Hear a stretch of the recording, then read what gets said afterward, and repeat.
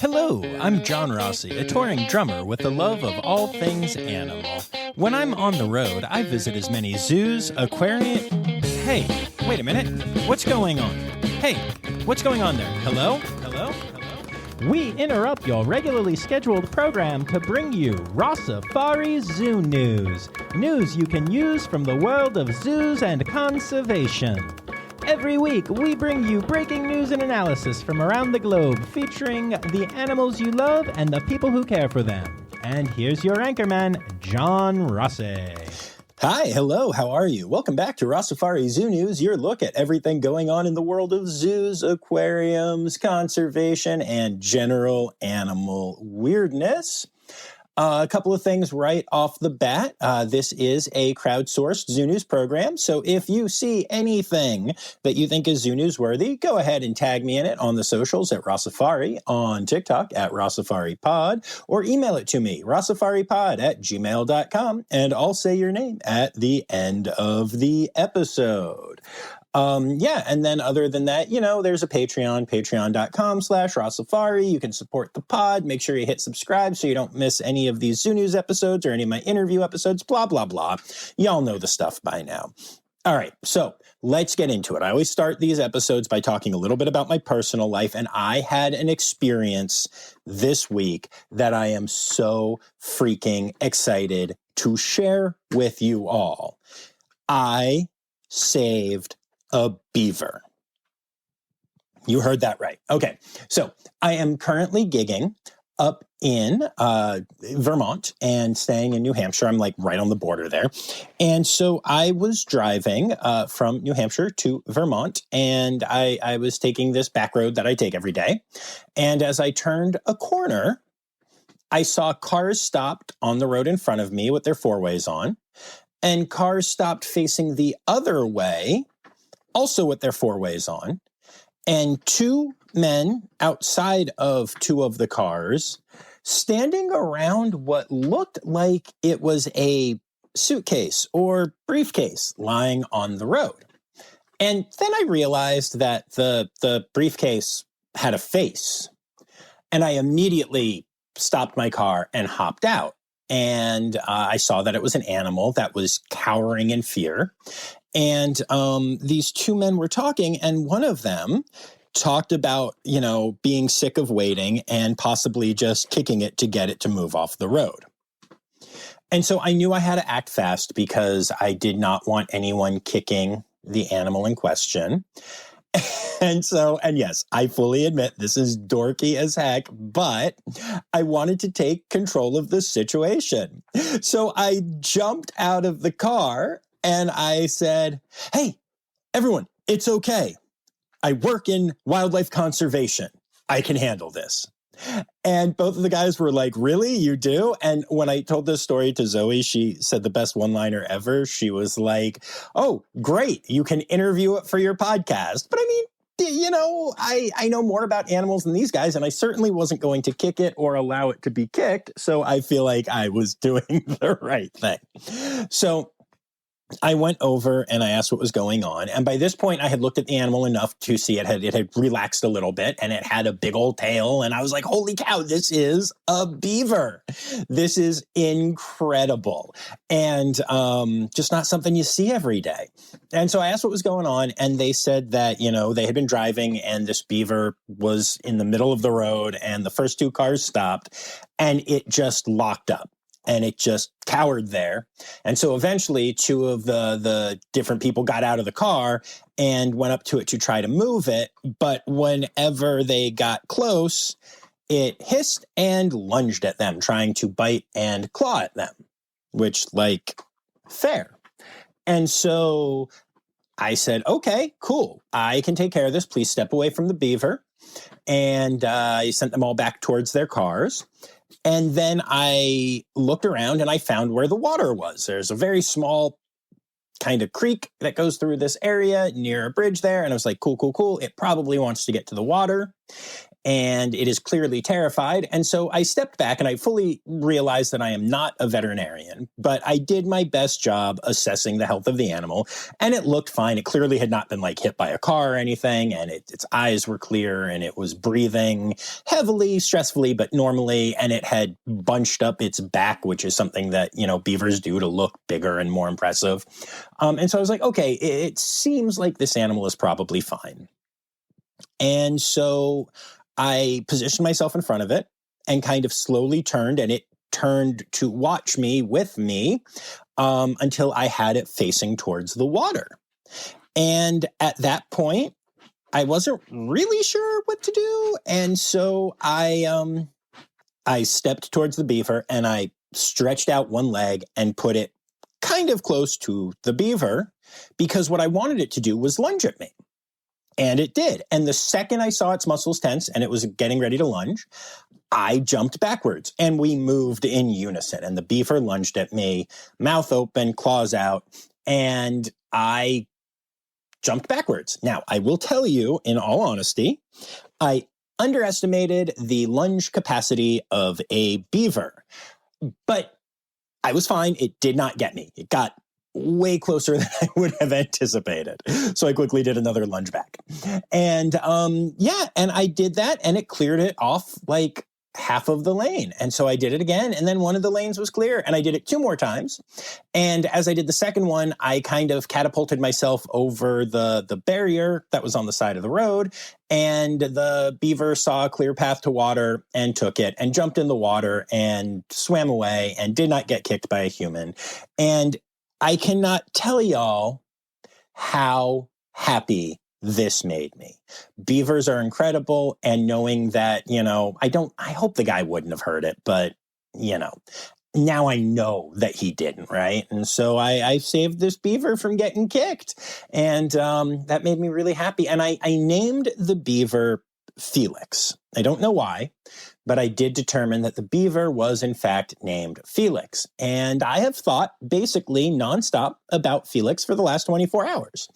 I love him. He is my friend. I know that he is, reunited with his beaver family in that area and is currently engineering the ecology of the area to make it just so much better. So, that's my story of Felix the beaver. Oh, and then when I got to the show, I told everyone, and I took pictures. I did take some pictures before I started doing the thing. I'll put them up on Insta. And everyone thought that Felix was very cute, and we all agreed that we were dedicating that night's show to Felix. So Felix looms large in my heart right now, and that story was very, very happy.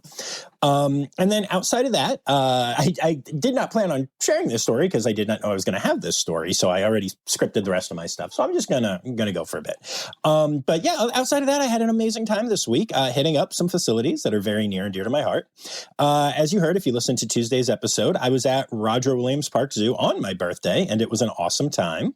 Got some tree kangaroo time, of course. And I also spent both lunch and dinner time with Danny Poirier Larson on that day. We then the next day got breakfast before heading to Southwick Zoo, which is still closed for the season, to spend some time there. And the highlight of that, of course, was getting to watch and participate in a bird training session, which included my best bird buddy, Russell Crowe. And if you're a newer listener and you haven't heard all of these Danny Poirier Larson episodes yet, you need to binge them ASAP. She has been a part of this podcast from the very beginning, and I'm just so grateful for her friendship and love and contributions to the show. But yeah, when the zoo opens this season, the team is going to be debuting an all-new bird show that is going to be so much bigger and better than before. And honestly, it was already really good. So it was awesome to spend some time with some of my favorite birds and humans. Not just Danny, but I also got to catch up with Emily Begay, now Macinda, and the rest of the bird team, who you haven't heard on the podcast, but I genuinely love all of them. So that was really fun. And the training session was everything you'd expect. Some animals were perfect. Looking at you, Russell Crowe. Some were pretty good, such as Pongo, the red-legged Seriema. And some animals were still working on new things? ? And namely, I'm talking about Alexi, the young Eurasian eagle owl, who is no longer a baby owl, for those of you that have been following along. As you can imagine, it was the Alexi training that I got to be a part of, which was quite entertaining. But it was actually really great, though. And I love that both Emily and Danny trust me to be part of a session, even when things don't go according to plan. I was able to participate and move in a way that made sure I wasn't exacerbating any confusion that Alexi had. And I got to be part of the team, which is always, just a really great feeling. Really, really love that team just so much. And then as I was driving back to play a show, I saw that Stone Zoo was right off the highway as I was driving back. I figured I could make a quick stop and visit a zoo I haven't been to in years, and ultimately that it would be easy to do a quick visit and then hit the road in plenty of time to make it to my show. And that, friends, is how I ended up missing the first show of my career. No, I kid. But the truth is, I did stop and I had a great visit. The zoo has improved a lot since I was there a few years ago, and it was already a really great place. I was really impressed with how engaging the signage is, and some of the animal viewing areas were beyond stunning. I posted a bunch of pics that I took on Wednesday of this week, and they are well worth a look if you haven't seen them. The cool part is that all of them were just taken with my iPhone, but I had such great views of the animals, they look like they were shot with a camera with a better zoom. So if you haven't been to Stone Zoo in a while, I highly recommend you check it out the next time you're in the Boston area. I usually get so hung up on hitting Franklin Park Zoo because, red pandas, and of course our friends at New England Aquarium, that Stone Zoo has kind of fallen by the wayside on many trips. But I clearly need to change that moving forward and just make even more animal time when I am in the Boston area. So that's it for what's going on in my life, and that brings us to...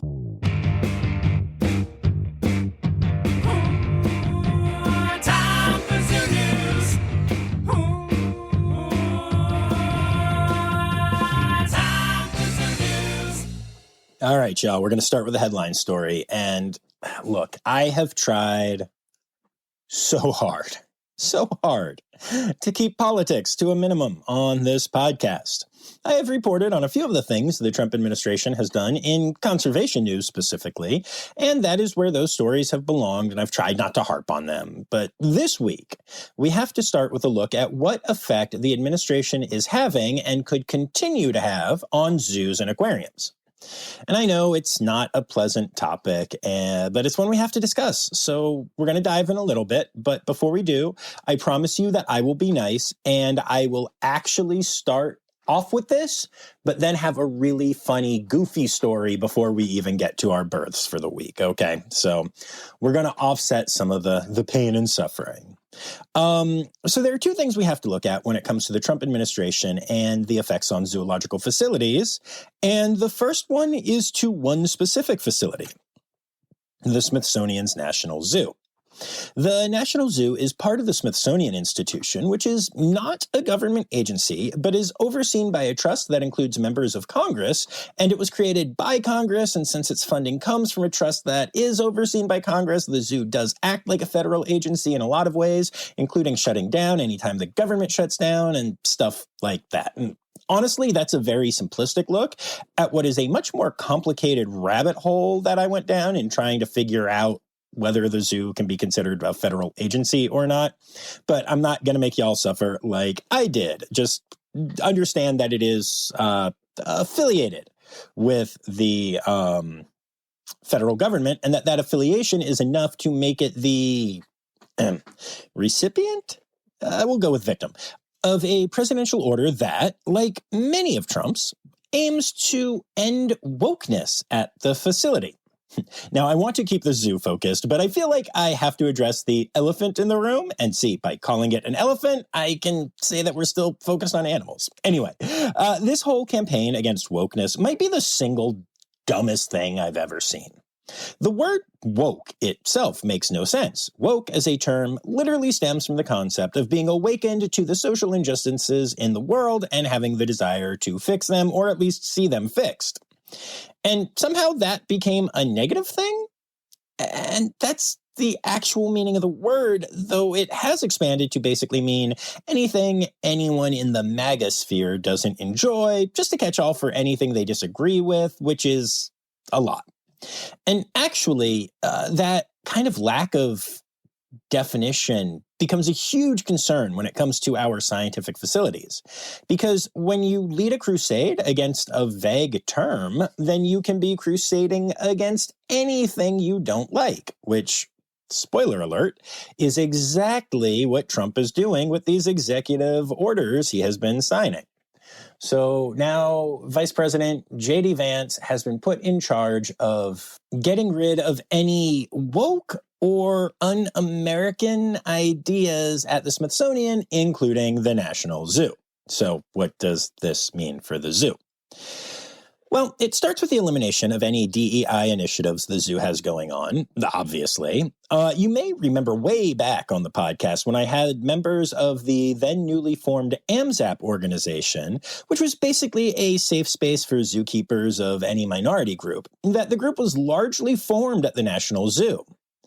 I'm sure that idea of diversity is way too woke for the Trump administration. So that's bad, and that's all going to be gone, but it actually goes to some additional scary places. Here's a question for you. Is the idea of evolution woke? It certainly could be considered that, as there is a large group of conservatives who don't believe in evolution, which is basically like saying you don't believe in gravity, but there it is. Then again, there are a whole lot of flat earthers out there, so maybe I should not be surprised by this. It is conceivable that the zoo will no longer be able to talk about evolution at all. Heck, most conservation messaging is technically part of the woke mind virus, according to these people. After all, the Trump administration has been making exceptions to or adding limitations or additional steps to legislation that already exists to help preserve wild animals and wild spaces. You can't have the National Zoo contradicting our most glorious leader, so it's actually possible that any mentions of sustainable logging, sustainable practices, the Endangered Species Act, the Marine Mammal Protection Act, the work done at NOAA, or the conservation work done behind the scenes at the zoo could all be determined to be too woke or too un-American, especially, God forbid, they do conservation work in other countries. Woohoo! All of that could actually be determined to be too woke to be allowed at the zoo. And you want to get even crazier? We all know by now that the science of biology has proven a whole lot of, quote, woke concepts to be, accurate, correct? Can that be interpreted as biology itself being woke? After all, if biology has proven that we have queer ducks and transgender deer and penguins, and we do, check out my episode about the book Queer Ducks, or the actual book, of course, by the same name, if you'd like more info. But if any support for a queer lifestyle is considered woke, then it is possible that biology itself could be considered too woke for the Smithsonian to educate people about. And look, I know that became a stretch at the end there. The odds of the National Zoo having to kill off like DEI initiatives is high, but the odds of them having to literally stop talking about biology at all are probably pretty low. But they're not zero, and so far, other executive orders that have started to be executed have had shocking and frankly terrible and surprising steps put into place, stuff that I would have also guessed would go against the odds. So it's worth mentioning that this is what the National Zoo is facing right now. But it's not just the National Zoo that is facing issues due to the Trump administration, though they are the only zoo that has their own executive order, along with the rest of the Smithsonian, obviously. That's because on March 14th, President Trump signed an executive order designed to kill the Federal Institute of Museum and Library Sciences, which is an organization that provides a lot of federal grant money to museums, libraries, zoos, aquariums, and other institutes of public learning. While the legality of the executive order is under question, as that all gets settled, the staff has all been laid off. And if the executive order goes through, hundreds of millions of dollars of funding could be lost by the facilities we love. For instance, our friends at Crew at the Cincinnati Zoo currently have 3 grants worth $1.7 million that will just be gone. And in case y'all don't remember the Crew episode we did, this is the research team at the zoo that is working on polar bear reproduction, rhino reproduction. They do amazing work to save endangered plants. They create artificial insemination and IVF strategies for cats of all sizes, and so much more. And all of that work is so important not only to the zoo, but to conservation in general. And that money could just be gone in a few stupidly large strokes of a Sharpie.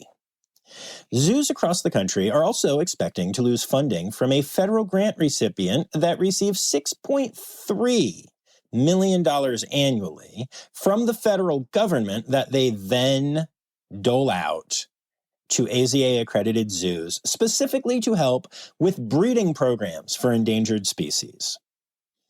And these are all just a few examples of a few zoos that will ultimately be affected by this money going away. But the truth is that a lot of zoos, aquariums, conservation organizations, wildlife rescues, and other just generally dope animal places, the good kinds we want to support and love on, will be affected if this executive order comes to fruition. There's going to be a whole lot of money that these people count on that will just be gone.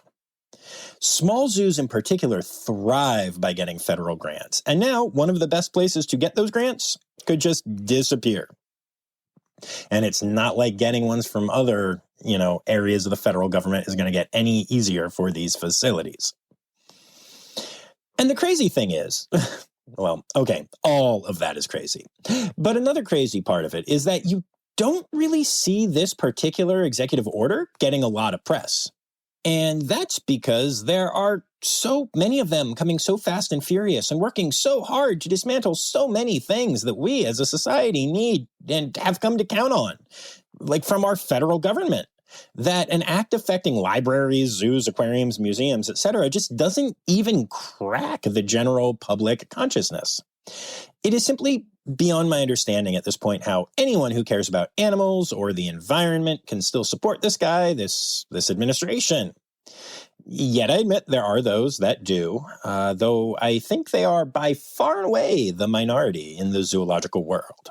Now, that's all I'm going to say about that. I could go deeper. I could. These grants and what the government can do to make people get grants or make facilities get grants, it could actually turn a lot of these facilities into something like what the National Zoo might be facing. But I'm not going to go through all the details right now because I don't want this to turn into a doom-scrolling podcast.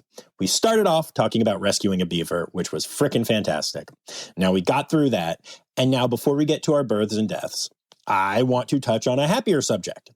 Tuesday was April Fool's Day, and zoos and aquariums went hard on social media, creating silly posts that were obviously fake, something that I love. In a world of disinformation, I do think that the standard April Fool stuff is pretty unnecessary, but the idea of just being a big goober and having fun with it totally works for me. So I wanted to give shout outs to some of my favorite posts that I saw for this year's April Fool's Day fun online. First of all, we have the announcement of some pretty incredible new animals at zoos and aquariums. Mystic Aquarium announced the rare spotted catfish, which was, of course, a photo edit of a spotted cat's head onto a spotted catfish body. It was really well done. Honestly, it looked like a real animal. I zoomed in and could not see how they did this. Whoever put this together for them was incredible. I really loved it. It was hilarious and also, frankly, creepy AF. Odyssey Aquarium, our good friends there, announced that they will be getting a Sanda, an animal with a giant panda head and a sea lion body. Edmonton Valley Zoo showed pictures of their giant North American river otter, which is 20 feet long and looked to be at least 10 to 12 feet tall. The pictures are hilarious. And again, they look more real than I want to admit. I'm sure it was just, taking a small North American river otter photo and like putting that animal into a bigger space, but they did it really well. We all know that the team there is absolutely incredible. And that wasn't actually the only animal that Edmonton Valley Zoo introduced to people on April Fool's Day. They also announced what was my favorite new animal for April Fool's Day this year, the house hippo. These tiny rat-sized hippos are shown visiting a seal, lynx, red pandas, and more. It's definitely not just a toy that they used, and it is really, really adorable. I got such a kick out of it. And then we have the additional fun ones. The Memphis Zoo announced they would be building a huge pyramid at their entrance, which would house a Bass Pro Shop in it. If you've not been to Memphis, you might not know, but as you pull into the city, you will see the huge Bass Pro Shop there that is in the shape of a pyramid. It's definitely an inside baseball joke for people who have been to or live in Memphis, but if you have been, it's a really funny graphic. The San Diego Zoo had fun by announcing that their sloths had developed new adaptations allowing them to defy gravity and climb right side up. The post included multiple pictures of their sloths that were posted upside down, giving the impression that they were walking upright, which was really inspired and really funny. Aquarium of Niagara announced a new product they will be selling, Jelly Jelly, the jam that jolts. This is an energy jelly inspired by Japanese sea nettles arriving at the facility. Jelly Jelly, the jam that jolts, is ume flavored because it is inspired by animals from Japan, and the artwork for it, again, just very well made. Newquay Zoo announced that their pygmy marmosets are expecting babies. They're 2 male pygmy marmosets that are expecting because they laid eggs through the process of parthenogenesis. And yes, that was eggs, which made it that much better. The pictures are adorable, and the team also mentioned that marmoset eggs take a full 12 months to hatch, so I'll be curious to see if they do a follow-up in a year's time. Elmwood Park Zoo announced that Gerald, the famous drooling giraffe at the zoo, has officially completed his training to become a wedding officiant. As such, you can now book Gerald as your officiant when you have your wedding at the zoo. If this one was true, I would be inspired to have a whole second wedding at Elmwood Park Zoo. Danny was a good officiant at my wedding, but Gerald would be better. Though, to be fair, Gerald did bless my nuptials by drooling on my suit jacket, so there is that. Penguins International also had some fun by introducing a new contestant to March of the Penguin Madness, Jester, who is a puffin. Since people often confuse puffins and penguins, this was a great joke and also a wonderful opportunity to teach people about the differences between these types of birds. And then last but not least, my personal favorite, the Philadelphia Zoo had Coombi, one of my favorite red pandas ever, take over their Instagram and answer questions. And you've got to love the social media team at the zoo because they kept answering comments as Coombi all day. I'm not going to lie, I read every one as though it really was Coombi because I love him and I miss him and it made me happy, darn it. So props to the Philly Zoo for having fun with that one. And I am sure that I missed a bunch of ones from amazing facilities, but I do want to say thank you to the PR and social media teams at every facility that used April Fool's Day as a way to spread some joy and cheer and even occasionally some education in the process. Also, Apple AI, I don't know what the hell you're doing, but y'all, when I wrote way to spread some, it tried to fill in disease instead of joy and cheer. Read the room, for goodness sake. And that brings us to our births for the week. Longleat has announced that for the first time at the park, a baby North American porcupine has been born. The porcupet was born to fennel and mango and is already visible on Habitat. The Alaska Zoo has welcomed 3 female Wolverine kits to Mom Olga and Dad Jumbo, which is adding to a banner year for Wolverine births. This is probably not related to the Wolverine and Deadpool movie that came out, but no one can say for certain, except probably scientists. But hey, I'm not asking them.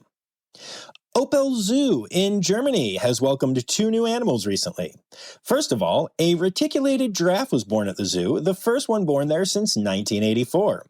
The little one is a girl and has been named Kianga, having been born to mom Kimia and dad Timon. The little one can already be seen on their mixed species exhibit along with other giraffe, zebras, wildebeests, and impalas. And they also have welcomed a Bactrian camel named Valentine. Born to mom Vlaka, the little one and mom are doing well together, but are still off habitat away from the other animals, getting some private bonding time together, though you can see them in their private bonding space. Zoo Miami had a banner month for the bird department in March as multiple birds hatched there.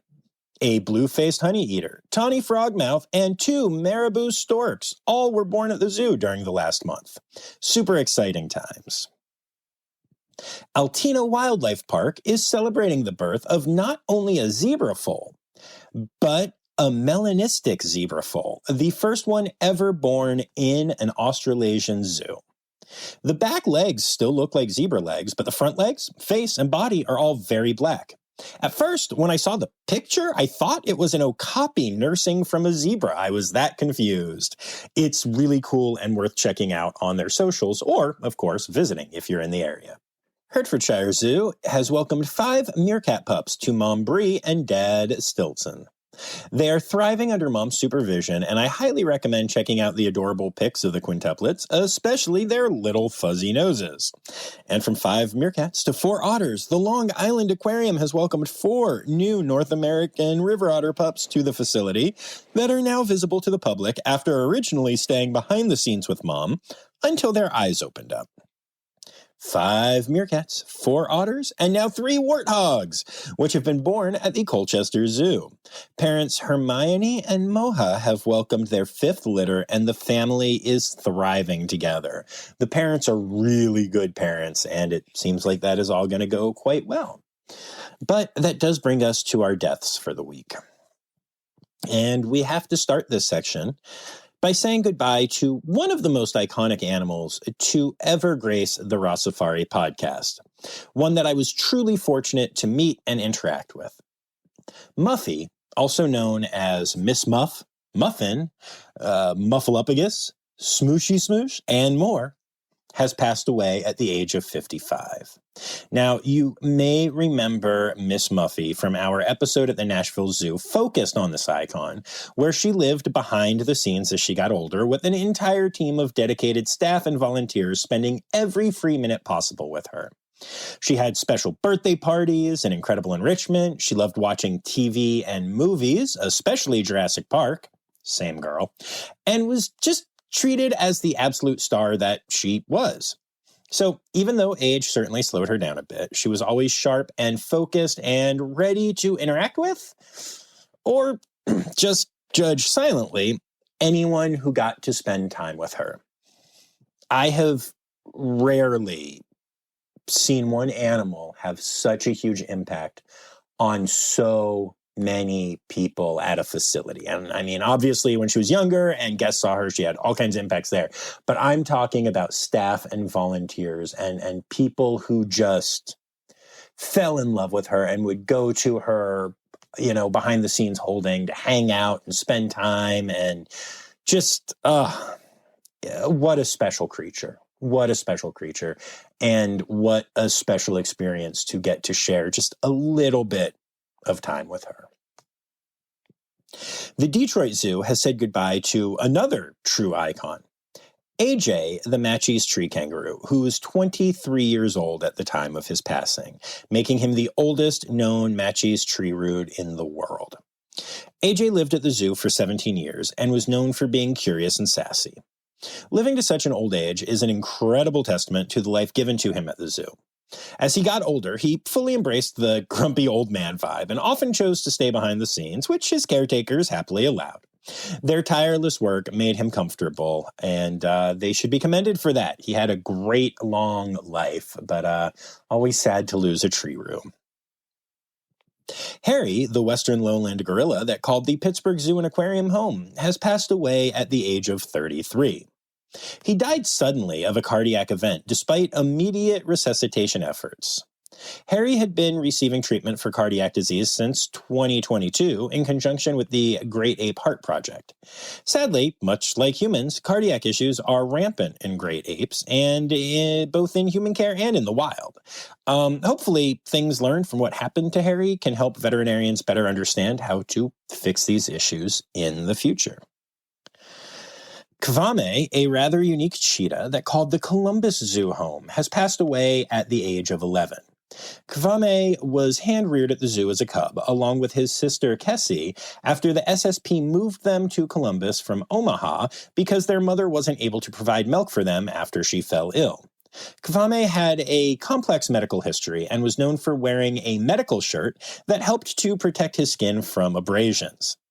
Sadly, Kwame was recently diagnosed with pneumonia, and despite the best efforts of the veterinary team, he passed away from the disease. But the cool thing is that while his health faltered, his spirits never did, and he remained a happy and loving cat until his last breath, which I think is just beautiful. Gladys Porter Zoo has said goodbye to Neb, a 17-year-old white tiger. Declining quality of life issues coming from his advanced age led to the decision to humanely euthanize Neb after an incredibly long life at the zoo. Neb's life didn't start very well, as he was a victim of the illegal wildlife trade. In fact, he was confiscated by authorities in a Walmart parking lot, along with 5 other tigers who were all destined to a short life of cub petting photo ops until the authorities stepped in and zoos gave them a second chance. Neb outlived the high end of the life expectancy for the species by 2 years, which is an incredible feat given his inauspicious beginnings. He is so terribly missed at the zoo. And last but not least, Brevard Zoo has said goodbye to Doc, the oldest male giraffe at the zoo. He was a hybrid reticulated Rothschild giraffe who made it to 22 years of life, well past the median lifespan of male giraffes, which is 16 and a half years. But it still doesn't feel like enough time for those that cared for him. And then from that, we move on to our other zoo news stories. First, we'll start with an update from last week. Last week, we mentioned that the new zoo in Green Bay had lost their 2 North American river otters, Louie and Ophelia. Well, Louie is still out on the lam, but Ophelia is officially back home. She did get trapped by the traps that they had set out and was not harmed in the process, of course. And she was kept under veterinary observation for a couple days, but she's doing fine and is now back on habitat. And I really hope that that encourages Louie to get his butt in gear and get back to his habitat as well. I'm hoping that that might happen. I know the zoo was initially hopeful that they might just return to the habitat on their own, so we shall see. Sea Life Sydney has bred and released over 250 southern pygmy perch in New South Wales. This fish species is incredibly endangered, and this reintroduction is the start of an aggressive plan to protect these fish from extinction. Partnering with the government of New South Wales, the facility has shown yet again its commitment to conservation, and I am very much here for it. 5 lions that were rescued from Ukraine at the start of the war there now have found their forever homes at the Big Cat Sanctuary in Hertfordshire in the UK. The sanctuary was committed to rescuing the cats from the start of their peril, but had to have them housed at other facilities across Europe as they built new habitats for the cats. Now those homes are complete, and the lions are all at their forever home, which is just such a nice ending to a crappy start to a story. And it's always so amazing to see how many zoos come together and work with sanctuaries, especially when stuff like this happens. It really is all about the animals. On a less happy couple of notes, a few incredible facilities have all had accidents and incidents recently that I think we need to discuss. First of all, the U.S. Department of Labor has fined SeaWorld San Antonio $16,550 for an incident that took place at Medical Pool D during desensitization training with a killer whale. The Occupational Safety and Health Administration investigated the incident, and the facility was fined for failing to protect a trainer from hazards by allowing, quote, employees to work in close contact with the whale, exposing them to the potential for bites, struck by, and drowning hazards, end quote. The U.S. Department of Labor has suggested that if the facility intends to continue doing these types of things, they need to have some kind of clear glass between the trainers and the killer whales, or something else. They had a couple different suggestions. But I'll be curious to see what happens with that, especially if it means training changes for these animals. And if that is kind of forced on them from the government, that'll be interesting to see how that goes over. Sticking with this theme, the president and CEO of the Indianapolis Zoo also had an accident recently, as his hand was bitten by a chimpanzee while he fed it. Rob Shoemaker is his name, and he was feeding the chimpanzee through a mesh barrier and has recovered from the injury. The chimpanzee in question did not have any ill effects, and everything has returned to normal at the zoo. There are some anonymous posts on sites like Reddit and stuff that are filled with conjecture, and I'm not going to go into those, but filled with conjecture about the facility and the human in question. All I will say is that I don't know the gentleman, but I do know the Indianapolis Zoo, and they are flippin' fantastic. And this happens when you work with great apes sometimes. And then last but not least in this category, a keeper took a serious injury to their hand after being bitten through a mesh barrier while feeding an orangutan in a routine feeding at Woodland Park Zoo. The injury is considered serious, but non-life-threatening. And it's worth mentioning that at this point, feeding great apes by hand is still allowed at AZA-accredited facilities, but they have recently updated their best practices to suggest tongue feeding instead. And often things that are suggested as best practices soon become regulations required for accreditation. So I would not be surprised to see this rule change in the next, 5 years or so. All of that said, SeaWorld, the Indianapolis Zoo, and Woodland Park Zoo are all fantastic facilities that take incredible care of their staff and their animals, and sometimes things like this just happen. I know that all of the facilities will continue to look into exactly what happened and to make sure they minimize the possibility of repeat incidents in the future. The San Antonio Zoo had a fun announcement recently. Their baby okapi, Gates, was believed to be female, but now they have discovered that Gates is male. It was hard to determine at first because during the initial vet checkup on Gates, he was being quite rambunctious, making it hard to make a determination. But now they know for sure, and they are able to say that Gates is not, in fact, a girl. She's a boy. He's a boy. That was weird. Anyway, our friends at the Duke Lemur Center teamed up with UC San Francisco to publish a new study on fat-tailed dwarf lemurs that is just fascinating. Apparently, when they enter torpor, their telomeres, I think I'm saying that right, telomeres? Telomeres. I would ask one of my medical people, but it's very late at night. Actually, it's very early in the morning, and they sleep and work normal schedules. So anyway, these things temporarily elongate. And what that means in layman's terms is that they actually slow down their cellular aging while they are in a state of torpor, which is similar to a state of hibernation. And we don't know why this happens yet or how they are able to do this, but the scientists that did the study do think this may help explain why these lemurs live up to twice as long as similarly sized primates that don't do this. So that's kind of cool, and I did not expect to get stuck on that word, but hey, extra laughs for you. And that brings us to Stereotypical Animal Podcast theme song.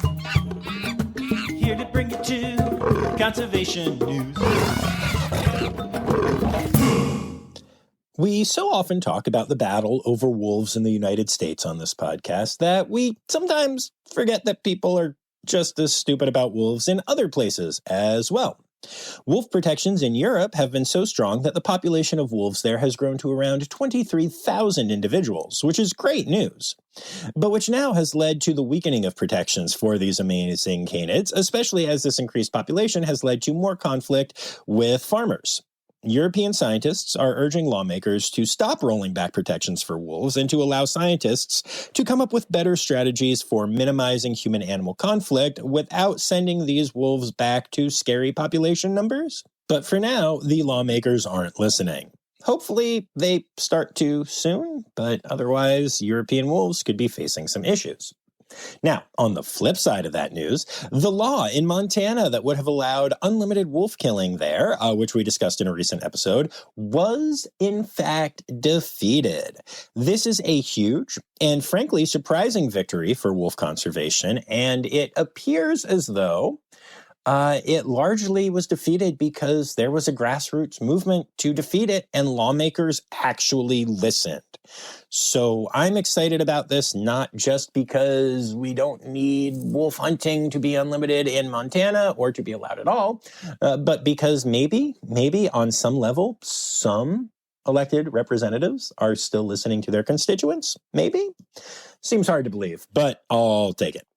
And then last but not least, in conservation news, 86 animals were recently seized at an airport in Thailand, including a red panda that were all destined for the illegal wildlife trade. This is just the latest reminder that no matter how many steps we take forward, there is still a raging battle against this trade, and that even animals we think of as super loved and understood now, such as red pandas, are still victims of this war. And there's always going to be that thing where the more you make people fall in love with an animal, which is essential for conservation of the species, the more it's going to make a very small, sad, and rich portion of the population want to own it and have it and control it. And I got to tell y'all, I've met over 50 red pandas. They are my favorite species.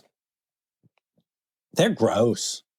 I've gotten a whole lot of panda poop on me. They're just not good pets. Like, ignoring the conservation and legal sides of it, you do not want a red panda as a pet. And I know everyone listening to this knows this, but it's kind of crazy to see because, like, this is a terrible choice. I just have to say it.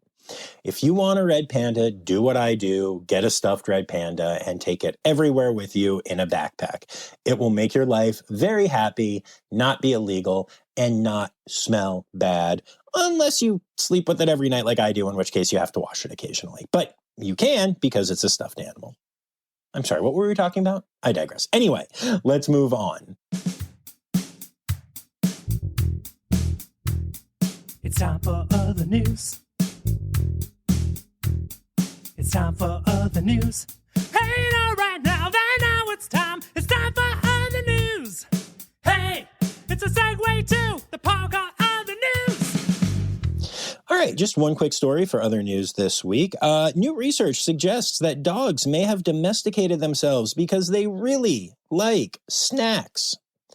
Researchers modeling the most likely behaviors that led to dog domestication believe that it was not just the access to food that humans provided, but particularly the willingness of humans to give them treats and little snackies that led dogs to embrace domestication as they went from wolves to dogs. And to this scientific study, I say an emphatic, duh. Oh, animal, holidays. Animal holidays. Hey! All right, and that brings us to our animal holidays for the week. So, April is Ape Awareness Month and National Frog Month. The 4th is World Rat Day and World Civet Day. The 6th through the 12th is Canadian Wildlife Week, eh? The 7th is International Beaver Day, which Felix will be able to celebrate, thanks to me. The 7th to the 11th is National Wildlife Week, which Felix will be able to celebrate, thanks to me. Okay, not really thanks to me, but still. The 8th is Zoo Lovers Day, and Draw a Picture of a Bird Day. And y'all, I think maybe we have too many days. The 9th is National Unicorn Day. What is happening here? These are two weird days. Anyway, and then the 10th is National Hug Your Dog Day, Narwhal Day, and Gopher Tortoise Day. Do not get confused and try to hug your narwhal or your gopher tortoise.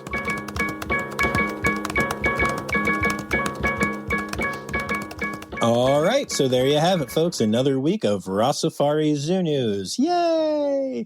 I'd like to say... I'm sorry. I am goofy tonight. Anyway, I would like to say thank you to my Red Panda level patrons, Dr. Laura Schenk, Dr. Stephen Williamson, Barbara Bennett, Jenny Owens, Melissa Reed, and John Lewis, also here for the stickers, and of course, Kevin Williams. And I'd also like to say thank you to everyone who contributed to this week's episode. Anya Keene, Colin Lenahan, Kim Cooley-Croninger, Carrie Kirkpatrick, Kevin Williams, Emily Rockbuck, Dr. Laura Schenk, Ken Tryon, Matt Patford, Andrew King, Madeline Weaver, Holly Page, Jacob Zinn, Elizabeth Charles, Lizard Dunlevy, Ali Malensky, Kay Malensky, The Malenskys.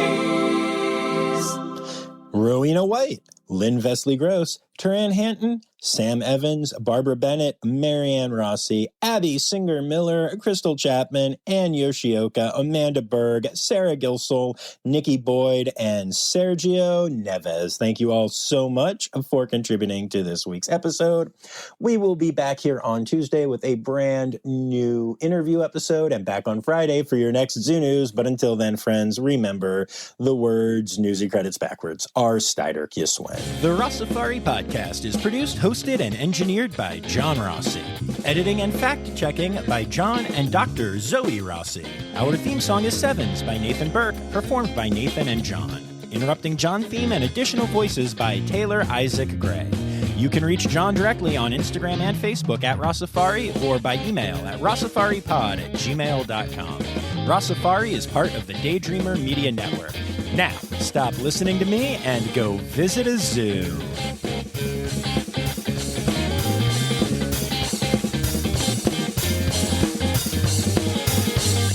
Getting weird.